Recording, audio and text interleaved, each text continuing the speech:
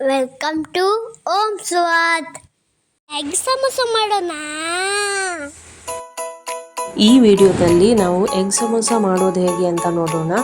ಮೊದಲು ಒಂದು ಬೌಲ್ಗೆ 2 ಕಪ್ ಮೈದಾ ಹಿಟ್ಟು, 1 ಚಮಚ ಉಪ್ಪು, 1 ಚಮಚ ಓಮ ಮತ್ತು 2 ಚಮಚದಷ್ಟು ಎಣ್ಣೆಯನ್ನು ಹಾಕಿ ಚೆನ್ನಾಗಿ ಮಿಕ್ಸ್ ಮಾಡ್ಕೊಳ್ಳೋಣ.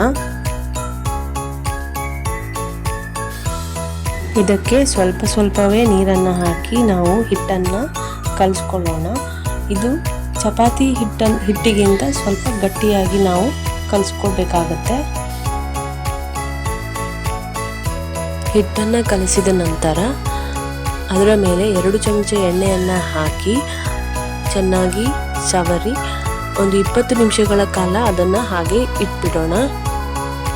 ಸಮೋಸ ಸ್ಟಫಿಂಗ್ಗೆ ನಾವು ಪಲ್ಯವನ್ನು ತಯಾರಿಸ್ಕೊಳ್ಬೇಕು. ಅದಕ್ಕೆ ಮೊದಲು ಒಂದು ಪಾತ್ರೆಗೆ 2 ಚಮಚ ಎಣ್ಣೆಯನ್ನು ಹಾಕಿ ಅದಕ್ಕೆ 1 ಚಮಚ ಸಾಸಿವೆ, ಸ್ವಲ್ಪ ಬೇವಿನ ಎಲೆ ಮತ್ತು 2 ಸಣ್ಣಗೆ ಹೆಚ್ಚಿದ ಈರುಳ್ಳಿಯನ್ನು ಹಾಕಿ ಚೆನ್ನಾಗಿ ಫ್ರೈ ಮಾಡ್ಕೊಳ್ಳೋಣ.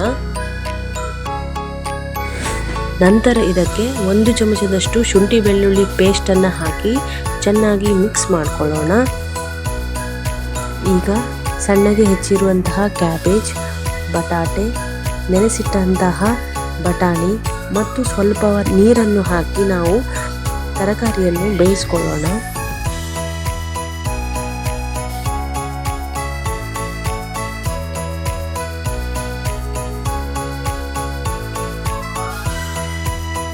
ತರಕಾರಿ ಬೆಂದ ನಂತರ ಅದಕ್ಕೆ ರುಚಿಗೆ ತಕ್ಕಷ್ಟು ಉಪ್ಪು, ಕೊತ್ತಂಬರಿ ಪುಡಿ, ಗರಂ ಮಸಾಲ ಪುಡಿ, ಅಚ್ಚ ಖಾರದ ಪುಡಿಯನ್ನು ಹಾಕಿ ಚೆನ್ನಾಗಿ ಮಿಕ್ಸ್ ಮಾಡ್ಕೊಳ್ಳೋಣ. ಕೊನೆಯಲ್ಲಿ ಕೊತ್ತಂಬರಿ ಸೊಪ್ಪನ್ನು ಹಾಕಿ ಚೆನ್ನಾಗಿ ಮಿಕ್ಸ್ ಮಾಡಿಕೊಂಡು ತಣಿಯಲು ಬಿಡೋಣ. ಕಲಸಿಟ್ಟ ಹಿಟ್ಟನ್ನು ಲಟ್ಟಿಸಿಕೊಂಡು ಮಧ್ಯದಲ್ಲಿ ನೇರವಾಗಿ ಅದನ್ನು ಭಾಗ ಮಾಡಿ ತ್ರಿಕೋನಾಕಾರದಲ್ಲಿ ನಾವು ಮಡಚಿಕೊಳ್ಳೋಣ.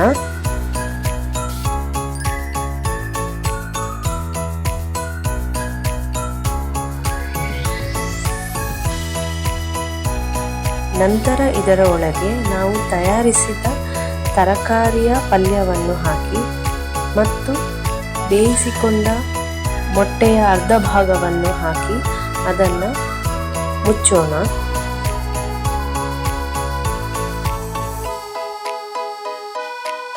ಈಗ ಒಂದು ಬಾಣಲೆಗೆ ಎಣ್ಣೆಯನ್ನು ಹಾಕಿ ಅದು ಕಾದ ನಂತರ ನಾವು ತಯಾರಿಸಿದ ಸಮೋಸವನ್ನು ಎಣ್ಣೆಯಲ್ಲಿ ಡೀಪ್ ಫ್ರೈ ಮಾಡೋಣ.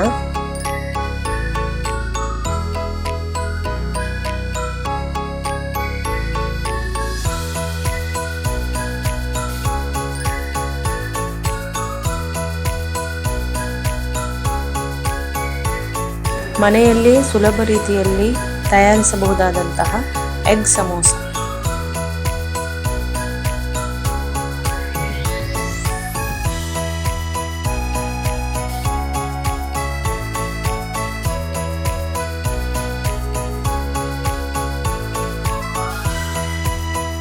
ಲೈಕ್ ಮಾಡಿ, ಫಾಲೋ ಮಾಡಿ.